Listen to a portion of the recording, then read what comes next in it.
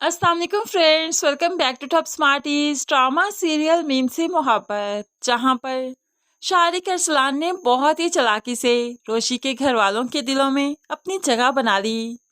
वो यहाँ पर आता है, सबकी रजामंदी के साथ रोशी को बाहर ले जाता है। अब रोशी सबके सामने उसके साथ बाहर तो आ गई, लेकिन गाड़ी में बैठते ही कहने लगी, रोको गाड़ी, उतरना है मुझे मुझे नहीं जाना तुम्हारे साथ। तो यहाँ पर शारिक अरसलान कहने लगा, गाड़ी से तो नहीं उतारूंगा, तुम्हारे घर वालों के सामने अपनी जिम्मेदारी पर तुम्हें लेकर आया हूँ। तुम्हें ठीक टाइम पर घर पहुँचाऊंगा, फिर तुम चली जाना आराम से, जहाँ मर्जी जाना होगा तुम्हें। अभी तो तुम्हें मेरे साथ ही रहना है। शारिक इस तरह से रोशी को तंग करके बहुत खुशी महसूस करता है। आखिरकार उसे एक रेस्टोरेंट में ले आया, जहाँ पर वो रोशी के साथ कुछ वक्त बिताता है। बल्कि ये कहा जा सकता है कि रोशी को मेंटली टॉर्चर करने के लिए यहाँ पर ले आया। रोशी सिर्फ शारिक को देखती रही और अंदर ही अंदर गुस्सा करती रही, लेकिन क्या करे, शारिक पर गुस्सा नहीं कर सकती, क्योंकि कोई फ़ायदा नहीं। कोई भी रोशी की बात पर यकीन तो करेगा ही नहीं कि शारिक अच्छा इंसान नहीं। लेकिन ऐसे में जब दोनों यहाँ रेस्टोरेंट में बैठे थे, तो अचानक ही तलहा भी यहाँ पर आया। वो शारिक और रोशी को यूं साथ में बैठे देख बहुत हैरान हुआ। फिर उसने नोटिस किया कि रोशी खुश नहीं, जबकि शारिक बहुत खुश है। ये बात भी उसे अजीब सी लगी और उसे महसूस हुआ कि जैसे इन दोनों की मंगनी हो गई हो, लेकिन अभी तक कंफर्म नहीं। इसलिए घर आया और आकर अपने बाप से कहने लगा, ये आयत की मंगनी जिसे हुई, उस लड़के का नाम जानते हैं क्या आप? तो बाप बताने लगा, हाँ, अरसलान नाम है उसका। तो फौरन से पहले तलहा अहमद कहने लगा, शारिक अरसलान तो नहीं? तो बाप हामी भरता है, हाँ, लेकिन क्या हुआ? ऐसे में तलहा बताता है वो अच्छा इंसान नहीं, उससे मंगनी क्यों की? तो तलहा रोशी को कॉल भी करता है, मैंने तुम्हें आज शारिक के साथ देखा। अगर मैं गलत नहीं तो वही तुम्हारा फियांसी है ना, तुम्हारा होने वाला शौहर। तुमने उसके साथ मंगनी क्यों की? तो यहाँ पर रोशी भड़क उठी, तुम होते कौन हो ये कहने वाले कि मैं किससे मंगनी करूँ, किससे शादी करूँ ना करूँ? मेरा डिसीजन है, मेरा अपना फैसला।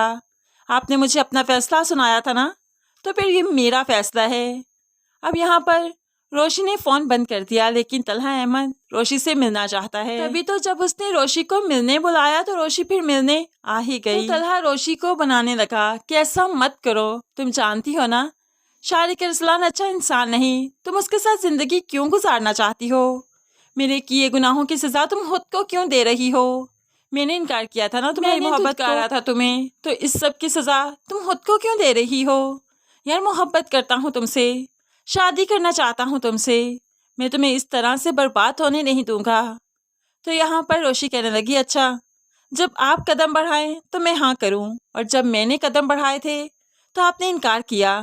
आपको क्या लगता है मैं इतनी सेंसलेस हूँ कि इन चीज़ों को समझ ना पाऊँ, अपनी बेइज्जती को समझ ना पाऊँ? और आप कोई हक नहीं रखते कि मुझे ये बताएं मैं किससे शादी करूं या ना करूं। आइंदा आप मेरे रास्ते में नहीं आएंगे।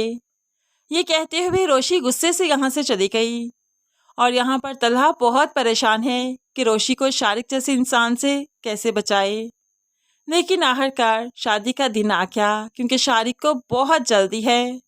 बाप की तबीयत का बहाना किया और फिर शादी आनन फानन कर दी।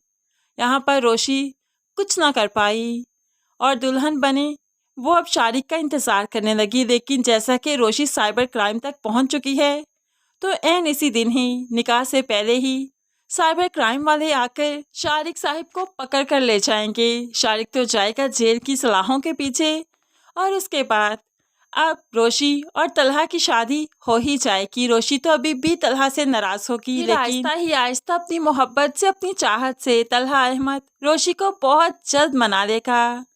लेकिन रोशी भी तो मोहब्बत करती है तलहा से, इसलिए ज़्यादा देर तक उससे नाराज़ नहीं रह पाएगी।